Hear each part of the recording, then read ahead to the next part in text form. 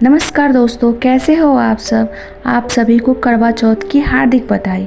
दोस्तों, आज हम सुनने जा रहे हैं करवा चौथ की 2 पौराणिक कथाएं। तो चलिए शुरू करते हैं। पहली कथा इस प्रकार है। पौराणिक काल की बात है।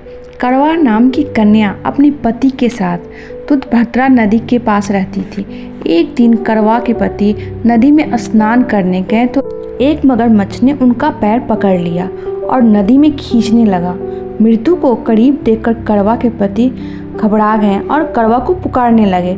करवा यह देखकर दौड़कर नदी के पास पहुंची और पति को मृत्यु के मुंह में ले जाते मगर को देखा। करवा ने तुरंत एक कच्चा धागा लिया और लेकर मगरमच्छ को पेड़ से बांध दिया। करवा का यह सतीत्व के कारण मगरमच्छ कच्चे धागे में ऐसा बंधा रहा कि टस से मस नहीं हो पा रहा था। करवा के पति और मगरमच्छ दोनों के प्राण संकट में थे। तभी करवा ने यमराज को पुकारा और अपने पति को जीवन दान देने के लिए और मगरमच्छ को मृत्यु दंड देने के लिए कहा। यमराज ने कहा, मैं ऐसा नहीं कर सकता क्योंकि अभी मगरमच्छ की आयु शेष बची हुई है और तुम्हारे पति की आयु पूरी हो चुकी है। तब क्रोधित होकर करवा ने यमराज से कहा, अगर आपने ऐसा नहीं किया तो मैं आपको श्राप दे दूंगी। सती के श्राप से भयभीत होकर यमराज ने तुरंत मगरमच्छ को यमलोक भेज दिया और करवा के पति को जीवन दान दिया। इसी कारण से इस व्रत का नाम करवा चौथ पड़ा और इसीलिए करवा चौथ में व्रत के दिन सुहागन स्त्रियां करवा माता से प्रार्थना करती हैं कि हे करवा माता, जैसे आपने अपने पति को मृत्यु के मुंह से वापस ले आया, वैसे ही मेरे सुहाग को की भी रक्षा करना। आइए सुनते हैं करवा चौथ की दूसरी कहानी। बहुत समय पहले की बात है। एक साहूकार के 7 बेटे थे और उनकी एक बेटी थी। सातों भाई अपनी बहन से बहुत ही ज़्यादा प्यार करते थे, यहाँ तक कि वे लोग पहले उसे खाना खिलाते थे और बाद में स्वयं खाते थे। लेकिन जब बहन की शादी हो गई और वो पहली बार ससुराल से मायके आई तो करवा चौथ का दिन पड़ा। बहन ने व्रत रखा।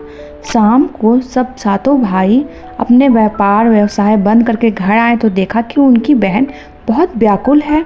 सभी भाई खाना खाने बैठे तो अपनी बहन को भी खाने के लिए बोला, लेकिन बहन ने बताया कि आज उसका करवा चौथ का निर्जल व्रत है और वो खाना सिर्फ चंद्रमा को देखकर ही और उसे अर्घ्य देकर ही खा सकती है। चूँकि चंद्रमा अभी तक निकला नहीं हुआ था, इसलिए वह भूख प्यास से व्याकुल हो उठी थी। चूँकि सभी भाई उससे बहुत ज़्यादा प्यार करते थे तो सबसे छोटे भाई को अपनी बहन की हालत देखी नहीं जा रही थी और वह दूर पीपल के पेड़ पर एक दीपक जलाकर जलने के ओट में रख देता है। दूर से देखने पर वो ऐसा प्रतीत हो रहा था मानो जैसे चतुर्थी का चांद उदित हो रहा हो। इसके बाद भाई ने अपनी बहन को बताया कि देखो बहन, चांद निकल आया है, तुम उसे अर्घ दे दो और भोजन कर लो। बहन खुशी के मारे सीढ़ियाँ पर चढ़ के चांद को देखती है, उसे अर्घ देकर खाना खाने बैठ जाती है। जैसे ही वो पहला टुकड़ा मुंह में डालती है वैसे ही उसे छींक आ जाती है। फिर वो दूसरा टुकड़ा मुंह में डालती है तो उसमें बाल निकल आता है और जैसे ही तीसरा टुकड़ा मुंह में डालने की कोशिश करती है तो उसके पति के मृत्यु की खबर आ जाती है। वो बौखला जाती है। तभी उसकी भाभी उसे सच्चाई से अवगत कराती हैं कि उसके साथ ऐसा क्यों हुआ है। करवा चौथ का व्रत गलत तरीके से टूटने के कारण देवता उससे नाराज हो गए हैं और उन्होंने ही ऐसा किया है। सच्चाई जानने के बाद वह निश्चय करती है कि वह अपने पति का अंतिम संस्कार नहीं होने देगी। अपने सतीत्व से उसे पुनः जीवन दान दिला कर रहेगी। वह पूरे 1 साल तक अपने पति के शव के पास बैठी रहती है, उसकी देखभाल करती है, उसके ऊपर उगने वाली सुईनुमा घास को वह एकत्रित करती है। 1 साल के बाद फिर करवा चौथ का दिन आता है। उसकी सभी भाभियाँ करवा चौथ का व्रत रखती हैं। तब भाभियाँ उसे आशीर्वाद लेने आती हैं कि वह प्रत्येक भाभी को यम सुई ले लो, पिया सुई दे दो, मुझे भी अपनी जैसी सुहागन बना दो, ऐसा आग्रह करती है। लेकिन हर बार भाभी उसे अगली भाभी से आग्रह करने के लिए कहकर चली जाती है। इस प्रकार जब 6ठे नंबर भाभी की बारी आती है तो वह उससे भी यही बात दोहराती है। यह भाभी उससे बताती है कि चूँकि सबसे छोटे भाई की वजह से उसका व्रत टूटा था, अतः उसकी पत्नी में ही शक्ति है कि वह तुम्हारे पति को दोबारा जीवित कर सकती है। इसलिए अब वह आए तो तुम उसे पकड़ लेना और जब तक वो तुम्हारे पति को जिंदा ना करते तब तक उसे नहीं छोड़ना।